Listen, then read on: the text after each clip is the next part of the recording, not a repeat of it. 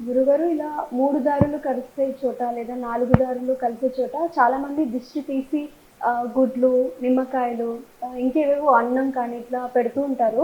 అయితే ఏమవుతుందంటే ఎవరన్నా అటు వైపు నుంచి వెళ్ళేవాళ్ళు ఐదర్ కారైనా దాని నుంచి వెళ్ళొచ్చు. లేదా మనుషులే చూసుకోకుండా దాటి ఉండొచ్చు. అలా దాటిన తర్వాత చూసుకొని అర్రే! దాటాము అని ఏంటో వాళ్ళకి మనసులో ఏదో పీకుతూ ఉంటుంది. ఏదో ఏదో అశుభం జరుగుతుంది అన్న ఫీలింగ్. నిజంగా అలా దాటితే అసలు ఏమవుతుందంటారు? హ్మ్. ఇప్పుడు ఆ ఫీలింగ్ ఈజ్ ఇంపార్టెంట్ అమ్మా అక్కడ. హ్మ్. Feeling is important. ఓకే. కొంతమందికి నమ్మకాలు ఉండవు. అటువంటి నాకేం కాదులే అనుకుంటారు. దాంట్లో ఈజీగా తీసేసుకుంటారు. పెద్దగా పట్టించుకోరు. కానీ 2, 3 రోజుల తర్వాత ఎప్పుడో అంటే ఒక వెహికల్ మీద పోతున్నారనుకోండి. ఆ వెహికల్ దాటింది. సో పెద్దగా పట్టించుకోరు. హ్మ్. సరే అయిందేదో అయిపోయిందనుకో. కానీ ఆ వెహికల్‌కి తప్పకుండా ఏదో ఒక చిన్న యాక్సిడెంట్ అన్నా అవుతుంది. తప్పకుండా అవుతుంది. There is no doubt about it. అది స్కూటీ కావచ్చు, కారు కావచ్చు, వాటెవర్ ఇట్ ఈస్. మీకు నమ్మకం ఉండొచ్చు, ఉండకపోవచ్చు అది వేరే విషయం. హ్మ్. కొంతమంది నమ్మిన వాళ్ళైతే దాటి వచ్చేసాము ఇప్పుడు ఎట్లా అనేది ఒక మనసులో పెద్ద ఇది మొదలవుతుంది. అవును. ఇంకా మామూలుగా నడుచుకుంటూ దాటినట్లయితే దానికి తప్పకుండా పరిహారం చేసుకోవాలా. అందులో సింప్లెస్ట్ పరిహారం ఏమిటంటే దాటకూడదు. హ్మ్. ఒకవేళ దాటినా చూసుకుంటూ పోయినా కూడా అటువైపు చూసి మన పెద్దవాళ్ళు చెప్పారు, నేను చెప్పలేదు. ఇటువంటి విషయాలలో ఎట్లా ఉండాలి అన్నది. వాటికేసి చూస్తూ ఉమ్మేస్తూ పోవాలంటారు. తూ తూ తూ అని. ఆహా! అంటే తూ తూ నా వెంట రాకు సంథింగ్. ఒకవేళ దాటిన తర్వాత చూస్తే అలా దాటిన తర్వాత లేదా చూసినా కూడా ఓకే. ఆ పక్క నుంచి పోతున్నా కూడా ఎందుకంటే వేరే దారి ఉండదు, అటు నుంచే వెళ్ళవలసి వస్తుంది. సాధారణంగా 3 దారులు కలిసే చోట ఇవన్నీ పెడుతూ ఉంటారు. హ్మ్.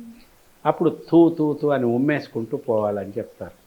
అది ఎంతవరకు కరెక్ట్ అన్నది నాకు కూడా తెలియదు. But it gives a moral Boost. అంటే ఒక మానసికంగా ఒక వ్యధ నుంచి కాపాడుతుంది. హ్మ్. అయ్యో ఇది దాటానని కానీ, చూశానని కానీ, ఇటువంటప్పుడు ఇట్లా చేయాలంటే చేసేసాను కదా అమ్మాయి అయిపోయింది ఇంకా. నేను తూ తూ తూ అని ఉంచేశాను, అయిపోయింది, ఈ దోషం నా వెంట రాదు అనుకొని వెళ్ళిపోతారు. ఒక అంటే ఆ రిలీఫ్ ఫీలింగ్ అక్కడ కట్ అయిపోతుంది. వెంటనే ఒక రిలీఫ్ వచ్చేస్తుంది వాళ్ళకి. హ్మ్. దీనివల్ల వచ్చే మంచి జరుగుతుందా, చెడు జరుగుతుందా తర్వాత. బట్ వెంటనే అయ్యో అది చూశానని కానీ, దాటానని కానీ మనసులో పెద్ద అలజడి మొదలైపోతుంది. దీనికి పరిహారం ఉంది. వెంటనే ఇట్లా చేసేసుకోండి, ఉమ్మేసేయండి అక్కడ చూసుకుంటూ. నాతో రాకు, నా వెంట రాకు, తూ తూ తూ అని ఉంచేసి వెళ్ళిపో. అయిపోయింది, ఉంచేసాడు వెళ్ళిపోయాడు. అప్పటికప్పుడు కొనుక్కొచ్చేవి లేవు, ఏం లేదు, వెంటనే చేసేది. So he will get a relief. So మనకి నమ్మకాల సంగతి ఎట్లా ఉంటే హ్మ్. ఒక్కదాన్నే కాదు, దానికి అనుబంధమైన అన్నింటినీ నమ్మాలి. ఓకే. ఒకవేళ వీటిని చూస్తే దీనివల్ల చెడు ఏదైనా జరుగుతుందని నమ్మకం మీకుంటే, దాటడం వల్ల ఏదైనా నమ్మకం మీకుంటే చెడు జరుగుతుందని ఇట్లా చేయొచ్చు. దానికి అనుబంధమైన నమ్మకం ఇది. హ్మ్. ఉమ్మేస్తూ పోవటం. తర్వాత మళ్ళీ ఇంటికెళ్ళి కాళ్ళు చేతులు కడుక్కొని ఇంట్లోకి వెళ్ళటం ఇదంతా మామూలే. అలాగే ఈ వెహికల్స్ కూడా చూడండి. నేను అబ్జర్వ్ చేశాను చాలాసార్లు. ఇట్లాంటివి అవన్నీ ఊరికే లేవు. ఇవన్నీ వైబ్రేషన్‌కి రిలేటెడ్ థింగ్స్. హ్మ్. ఇవన్నీ తేలిగ్గా కొట్టిపారేసే విషయాలు కాదు.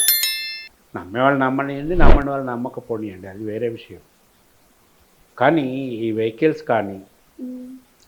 టూ వీలర్స్ కానీ, కార్ కానీ, మనం కానీ ఎప్పుడైనా గబుక్కున ఇటు దాటి వెళ్ళామనుకోండి, తప్పకుండా పరిహారం చేసుకోవాలి.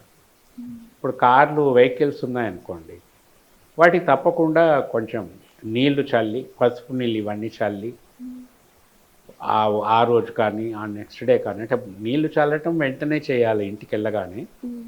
తర్వాత ఆ రోజు కానీ, ఆ నెక్స్ట్ డే కానీ, ఒక నిమ్మకాయ కుచ్చేసి దానికి బ్యానెట్‌కి కట్టేయటం, లేదా స్కూటీకి కట్టేయటం.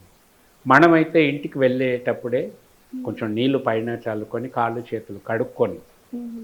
వెళ్ళటం. ఈ జలానికి ఉన్నటువంటి నివృత్తి శక్తి చాలా గొప్పది. జలం చాలా గొప్పది అన్ని విషయాల్లో. ఇటువంటి తంత్రాలలో కూడా జలానికి మించింది లేదు. గాలి, నీరు, నిప్పు, ఆకాశము, భూమి. ఈ వీటితోనే ఉంటుందమ్మా ఏది ఉన్నా కూడా. ఎందుకంటే పంచభూతాలు ఈ మట్టితో మర్మాలు చేయొచ్చు, గాలితో చేయవచ్చు, నిప్పుతో నీరుతో మర్మాలు చేయవచ్చు, ఆకాశం గ్యాప్ వాక్యూమ్ దీంతో కూడా మర్మాలు చేయవచ్చు. ఇంతకు వీటి తప్ప ఇంకొకటి ఏది ఉండదు. కాబట్టి మనకి ఈజీగా అవైలబుల్ అయ్యేది గాలి మన చేతిలో లేదు. నీరు ఎక్కడైనా ఏ పంపులోనైనా నీళ్లు దొరుకుతాయి. నీళ్లు తీసుకొని చల్లుకుంటే సరిపోతుంది అనుకోవాలి. ఈ దోషం పరిహరింపబడుగాక మనకు మనమే అనుకొని చల్లటం. మన వెంట చిన్నపిల్లలు ఎవరైనా ఉంటే వాళ్ళపైన కూడా చల్లటం. తర్వాత దీనికి సంబంధించిన దృష్టి తీసేయటం అవన్నీ తర్వాత. కానీ ముందు ఇమ్మీడియట్ రిలీఫ్ పొందటానికి, ఆ దోషం యొక్క సాంద్రతను తగ్గించటానికి ఇటువంటి ప్రక్రియలు చేసుకోవాల్సిందే.